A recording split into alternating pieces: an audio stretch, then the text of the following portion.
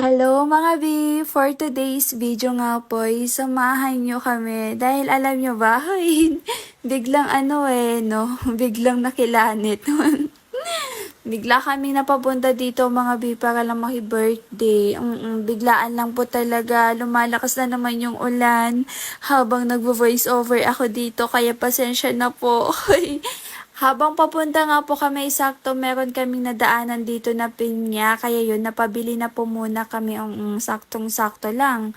Kasi alam nyo ba, nung nasa amin pa kami yan, kakasabi ko lang dun sa tatay ko na kapag meron silang na bumili sila, ganun daw sa sakto. Nung papunta kami sa my birthday yan, nadaanan namin yung pinya. Kaya napabili na po muna kami. At pagkadating nga po namin dito, ayan po yung target natin.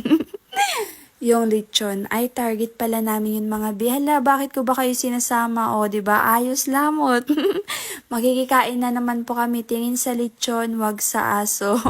Tapos ayun, maya-maya nag-take na din po muna ng mga picture. Tapos ayan na po yung lechon natin. Hoy, lechon pala nila yan. Bali, nakikiano lang kami. Pumunta lang dito para makikain. Hoy, pasensya na po. Ayan. For the click na muna, o, di ba? Ang sige, selfie. Tapos ayun, maya-maya ay kinantahan na din po ng happy birthday to you. Para akong ano dito. Pagkatapos nga po namin kantahan, syempre magdadasal na po muna at kakain na nga. Pero bago yun, ayun, tinawag ko na si Madam.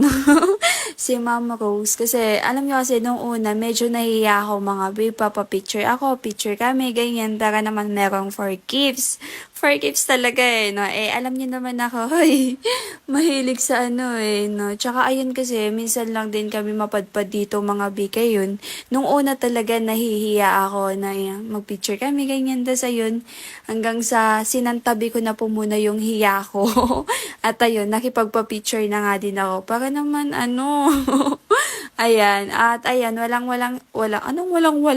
wala tayong hiya, oo. Kasi kung meron kang hiya, wala magugutom ka, charis.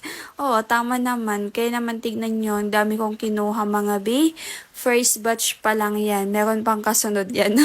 Alam nyo ba, napaaga pa nga po yung pagpunta namin dito kasi akala namin mga lunch to. Yung usapan nila ni nanay ko, ganun, mga anong oras na yun, basta yun. Basta yun, sakto naman, pumunta kami dito after lunch na, tas nagulat kami, hindi pa pala tapos, hindi pa nagsisimula, ganun, gayon. Naghintay po kami, pero mga saglitan lang naman, at ayun, after nun, syempre, ayan, nagpaalam na din po kami, at nag-for the go na, at dahil nga hindi naman maaraw, ayan, makulimlim. O, tignan nyo, mukhang uulan dyan sa part na yan. Kaya yun, napasabit na nga lang din po ako. Wala, gusto ko lang itry. Parang nakakaano kasi. Alam nyo kasi, nung mga bata-bata pa ako, bata-bata. Bata pa naman ako I mean, yung bata pa talaga ako, yung parang dyan sa kasama ko na bata, ganun. Hilig namin sumabit, ganyan, for the sabit, ganyan. Sumasabit kami sa mga tricycle o kaya sa mga sasakyan na mga nadadaanan namin. Ganun no? Tapos ayan, pauwi na kami niyan mga busog-lusog na naman. Ang dami kong sinasabi dyan. Basta hintayin nyo na lang hanggang makarating kami. Tawa kami ng tawa dyan no? Tapos ayun, eto nga po yung nadatnan namin. O, syempre, umiinom pa rin po sila.